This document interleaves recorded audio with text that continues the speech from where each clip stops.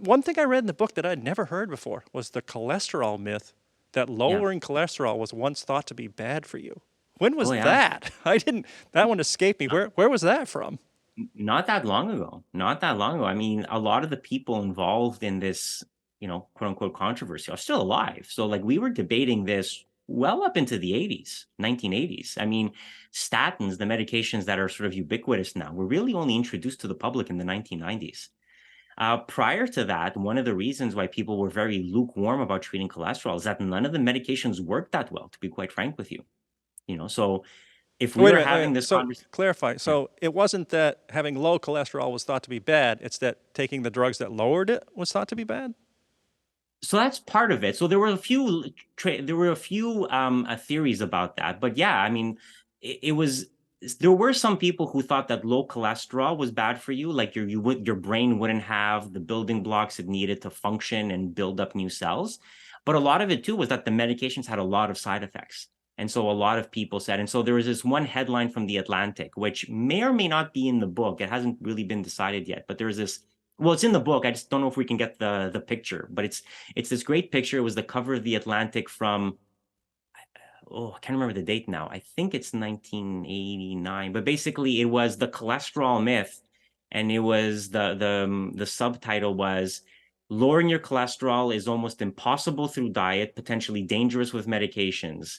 And like it's unclear why we're doing it. And so there really was this body of researchers who really felt that cholesterol had nothing to do with heart disease, that we were just killing people by giving these medications that didn't change anything, and that much of cardiovascular risk was driven not by cholesterol, but by other factors, which is frankly no longer true. Like we have now decades of research supporting that, but it's really funny that people who are still alive during that controversy will still espouse these things because we haven't gone through that generational cycle yet where the people involved in that debate have left us. They're still around, so they're still in a sense arguing the same debate that they were arguing 30 years ago. Well, this falls under science doesn't change, scientists die.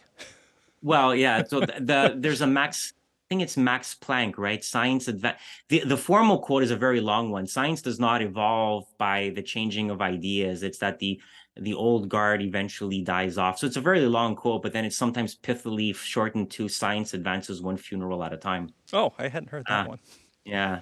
Well, It's speaking, a bit macabre. It's a bit macabre, but and that's the problem. Like there's not a lot of people who are willing to change their mind. And when you have this sort of massive sea change, a lot of the old guard will be like, well, I don't know about this, like hormone replacement therapy, which went through a massive sea change in 2001, 2002 with the publication of the Women's Health Initiative study. There were a lot of people who were like, well, I still think it's useful in some groups, whereas all the medical students who came up then were like, no, it doesn't do anything. You use it to treat menopausal symptoms, but you don't do it for cardiovascular risk protection. Or, physicians who grew up with like the self-breast exam who still like recommended it to women, whereas all the new medical students who have come up in the past 10, 15, 20 years are like, no, we don't do that anymore. So people who never heard of these things, who didn't grow up with them, who never had it as part of their medical training, just have no emotional attachment to these issues. But these old ideas do tend to stick around for like one whole generational cycle after they've been effectively debunked, let's say.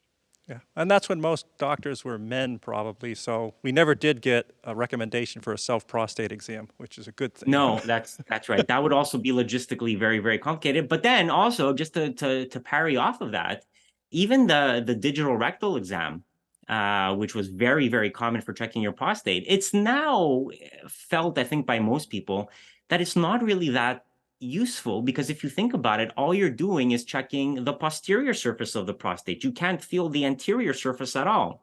So there's much more, I think, of an evolution to be like, well, if you're going to screen somebody, do it properly. And the technology has advanced to the point that in many places it's frankly a MRI now, because the prostate is a three-dimensional structure. You can't feel the front of it just by doing a digital rectal exam. Ultrasound is better, but it still has its limitations.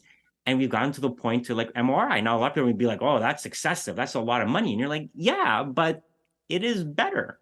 And at a certain point, we have to decide, are we going to spend the extra money to have a better level of care? And for the most part, it is yes, but it does mean that healthcare becomes more expensive. And so you have this very interesting trade off.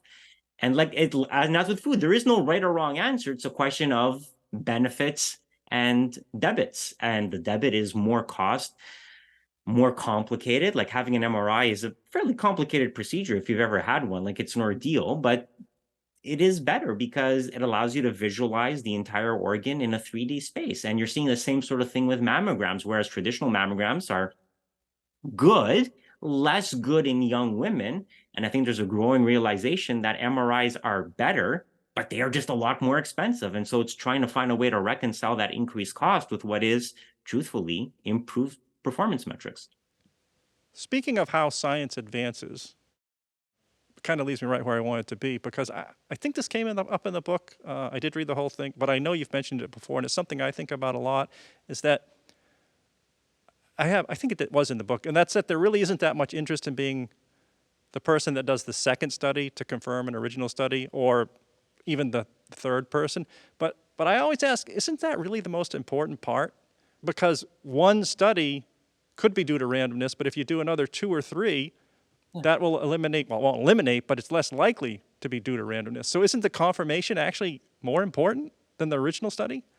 Yeah, it absolutely is. But there's no incentive to do that because if you replicate somebody's results, they're going to be like, okay, well, we already know this. Yeah, but if And you that is, I think, falsify it, yeah.